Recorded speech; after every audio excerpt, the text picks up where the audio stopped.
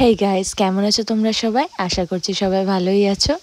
তো good morning, very very good morning. তো আমি একটু ব্রেড ঠিক করে তারপর ব্রাশ ওয়াশ করে ফ্রেশ হয়ে আমি এখন এসে পড়লাম ব্রেকফাস্ট বানাতে। তো আমি এখানে বানাচ্ছি আলু ভাজি আর রুটি।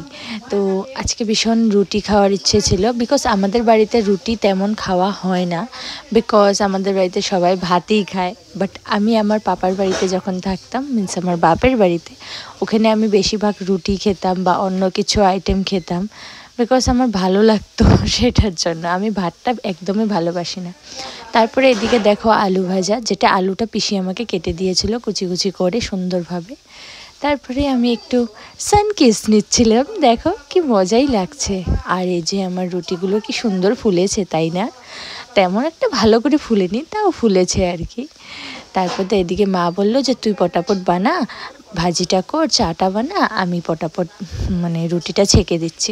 ঠিক আছে। তারপর দায়িত্ব পরিশোনাও খাচ্ছে, বলছে একদম টেস্ট।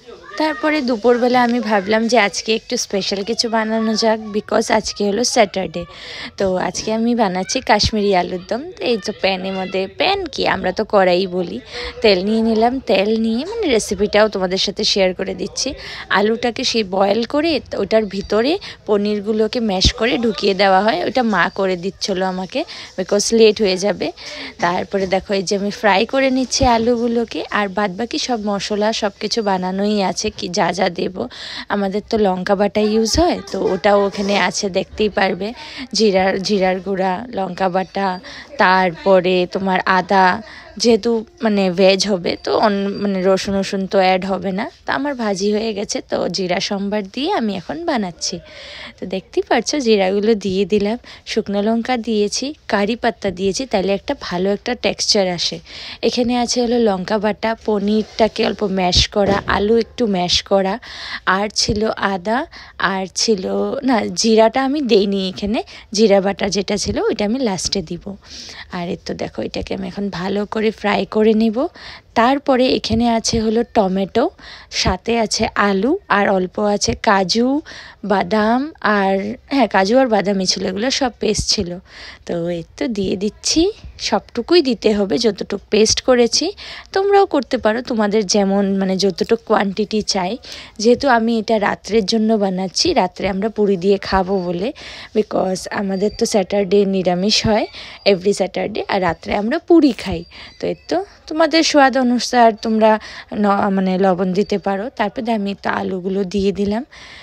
এখন এটাকে ভালোভাবে মিক্স করতে হবে, তারপরে জল দিয়ে দিলাম। একদম ইজি, বানাতে গেলে একদমই ইজি, তেমন কোনো খাটনির কাজ নেই। তারপরে দিয়ে দেবে গরম মশলা, আর দিয়ে দেবে জিরা বাটা। তো জিরা বাটাটা দিলেই হয়ে যাবে। এর তো আমি দেখিয়ে দিচ্ছি তোমাদেরকে, এই যে জিরা বাটা, আদা যা যা ছিল তো ওগুলো তো আগেই দেওয়া হয়েছে, বাট এখন তুমি লাস্টে খালি জিরা বাটাটা অ্যাড করে দেবে, সাথে গরম মশলাটাও অ্যাড করে দেবে। তারপরে একটু ধনিয়া পাতা ছিটিয়ে দেবে, সেটা খুব সুন্দর একটা টেক্সচার আসবে, ধনিয়ার স্মেল আসবে না এটার জন্য। তো কেমন লাগছে অবশ্যই আমাকে কমেন্ট করে বলো।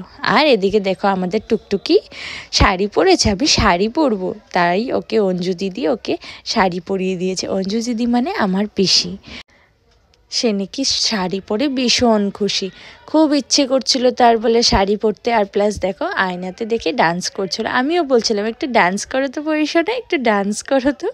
আর লজ্জাও পাচ্ছিল, দেখতেই পারছো। আর ওর শাড়িটা দেখো না, বিকজ ও তো ছোট, এটার জন্য এমন ছিল। তারপরে আমরা লাঞ্চ করে নিলাম। রাত্রেবেলা বাবা ওরা গেছিলো আলিপুরদুয়ার, রাত্রে আসার সময় ক্ষীর দই নিয়ে এসেছিল, সাথে মিষ্টি ছিল, পুরি ছিল, সাথে কাশ্মীরি আলুর দম। বাহ, যা টেস্ট খেয়েছি না।